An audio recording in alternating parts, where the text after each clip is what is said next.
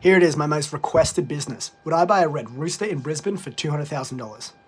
Now, firstly, I am not convinced that they are not a money laundering situation because I drive past the one near my place all the time and there's never more than 2 people in there.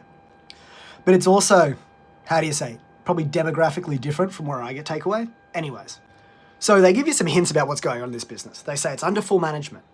They're selling it for the price of the plant and equipment. The payroll can be reduced under management, and they say it runs well under management, but owner management's better. That's code word for this business doesn't make money and I need to get rid of it.